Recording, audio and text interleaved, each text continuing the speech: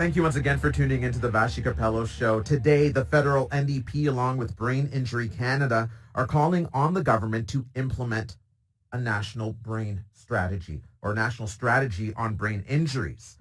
They say it's time for the feds to take long overdue action to support the more than 1.6 million Canadians living with the effects of a brain injury. That's a lot of Canadians. NDP MP Gord has tabled a bill in the House of Commons that outlines this national strategy focused on prevention, training, and support for healthcare professionals in dealing with the issue of brain injuries. So MP Johns and the Michelle McDonald, CEO of Brain Injury Canada, they join us now live on the line. Thank you for being with us. Thanks for having us. Yeah, thank you so much for having us. No worries. I'm happy to have this conversation. MP Johns, tell us a bit about the legislation, Bill C-206. What does it do?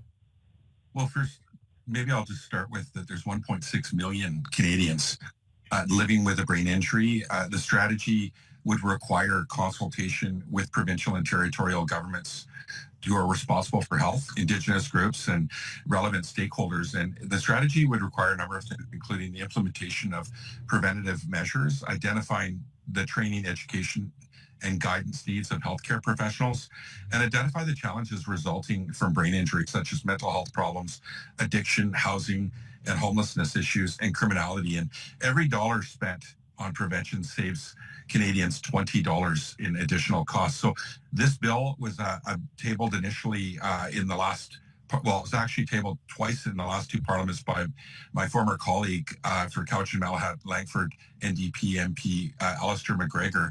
And he tabled that bill, and it was passed unanimously to report stage in the House of Commons. So supported by all parliamentarians of all political stripes. And sadly, it died when the House prorogued, and then eventually an election, it died on the order paper. So, it's really important that that the government just adopt the legislation and enact the wishes of parliamentarians and all of the brave and courageous people that are, working with the survivors and the families of brain injury. And Michelle, at the risk of sounding overly basic or simplistic, can you talk to us about the range of brain injuries? Because, in sport and athleticism, we talk a lot about concussions, but there's a lot at play here when we talk about our brains. Absolutely. It's a complex issue, and brain injury is more of a spectrum. We've got, concussion, which we hear most about in sports, but we also are seeing there's more research coming out of the incidence of concussion and intimate partner violence in seniors. Seniors are leading the charge with the most concussions in terms of falls.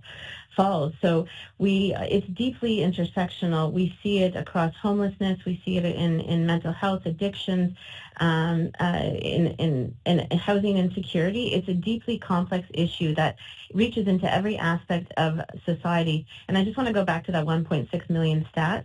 Brain injury, because of its impact, impacts every aspect of a person's life, but also their family. So the impact is really much higher in probably, closer to 10 million of Canadians living with the impact of brain injury when you consider all of the deeply intersectional aspects of brain injury. And Michelle, to your point, when we discuss the complexities of it all, sometimes I imagine that a brain injury manifests itself later in life. There's that old saying, oh, did you fall on your head as a baby? And then you hear some people's life stories where maybe as a kid they fell from a tree or something had happened to them, and they're really noticing the effects of that. Yeah, absolutely. Our brain is our computer. So people who have had injuries as a child, it's really, for most people, a chronic condition. And it could evolve or it could be episodic in nature over their lifetime.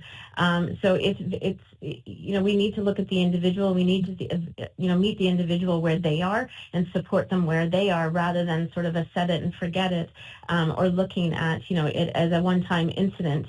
It really is something that impacts that individual over their lifespan, and we need to start treating it as such. MP Johns, I always like to talk around timing. What motivated you to bring forward this legislation now?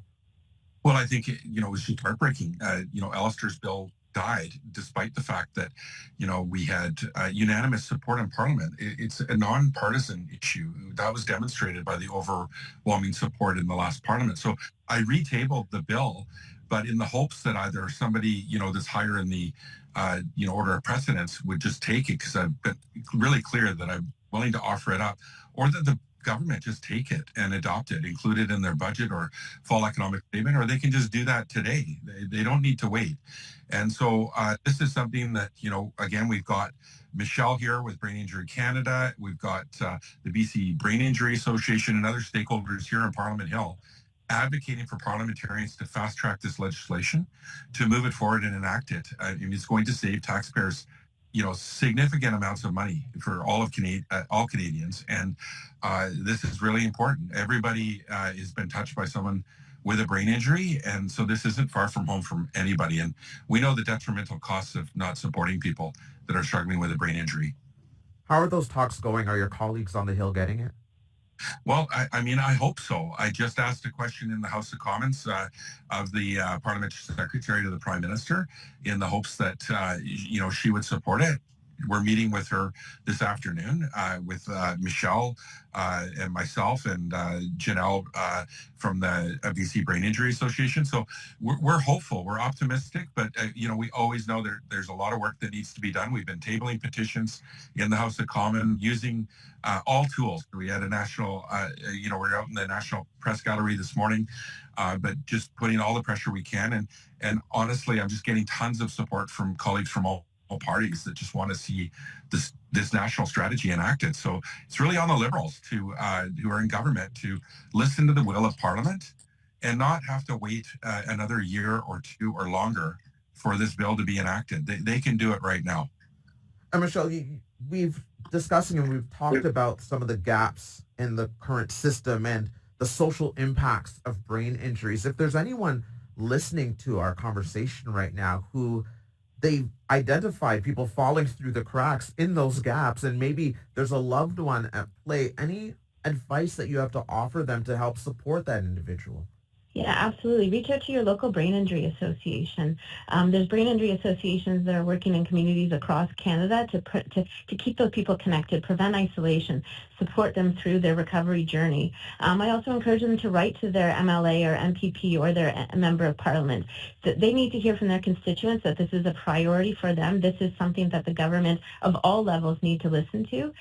So we need those voices. Those are the most important voices, the lived experience voices of individuals living with brain injury and their families that are facing the challenges every day. Those are the voices that our government needs to hear. So I encourage everyone to reach out, talk about their brain injury, talk about their experience, talk about their needs. There's this incredible, resilient community of people, but they're waiting for federal leadership. But there are supports in their community. It's just a matter of reaching out and finding them and connecting to people that can help them in their day-to-day. MP Johns, how quickly do you think this could make a difference if this legislation moves forward? Oh, it'd be rapid. Unequivocally clear that a national strategy would help again with the implementation of the preventative measures that are needed, help support the training, education, and guidance that healthcare professionals need. So there is no gaps, and identify the challenges. For those that are struggling with brain injury, the mental health issues, the addiction, housing, homelessness issues, and criminality. So this is something that the government could get started on right away. This is low-hanging fruit. For the Minister of Health and for her department to be able to get started on. And, we're calling for the government really to do the bare minimum. This isn't complicated. This affects 1.6 million Canadians, but it also affects their families and their community. So it really does affect a lot of people in every community and almost every family.